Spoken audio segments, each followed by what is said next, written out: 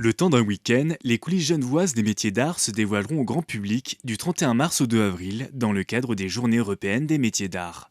De l'artisan d'art indépendant à celui de la maison Vacheron-Constantin, une 6e édition bien rodée. La toute première édition était pilote, c'était que les ateliers de décor du Grand Théâtre. Les gens ont fait la queue pour y aller voir ce qui se passe dans les coulisses du Grand Théâtre. Depuis, ça s'est largement diversifié et les gens sont passionnés. Peut-être dans un monde où on parle beaucoup de virtualité, de robotisation, digitalisation. Je crois ce contact avec les matières, avec les savoir-faire, les gens sont vraiment passionnés. Au cœur de cette manifestation, 3 théâtres, 5 musées, la bibliothèque de Genève, mais surtout les 7 centres de formation professionnelle du canton. De vraies cartes à jouer pour assurer la relève. On a des élèves du cycle d'orientation qui vont venir voir.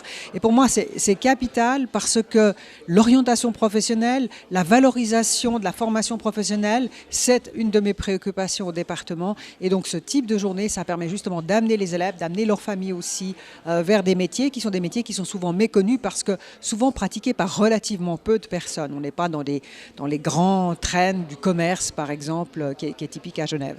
Au Petit Lancy, les apprentis de l'école d'horlogerie de Genève travailleront sur leur montre école pour l'exemple, samedi 1er avril de 10h à 15h. Cette année, le lieu central des JMA genevois se tiendra au bâtiment des forces motrices, où une trentaine d'artisanes et artisans déploieront leur savoir-faire vendredi et samedi. Et je dirais aussi c'est un patrimoine. On pense souvent au patrimoine bâti, les immeubles historiques, les collections, mais c'est un patrimoine qu'on appelle immatériel.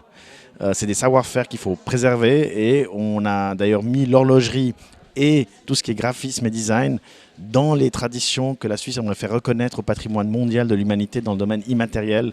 C'est une liste gérée par l'UNESCO. Et donc les dossiers ont été déposés pour faire reconnaître notamment, comme j'ai dit, les savoir-faire horlogers et les savoir-faire dans la typographie et le design.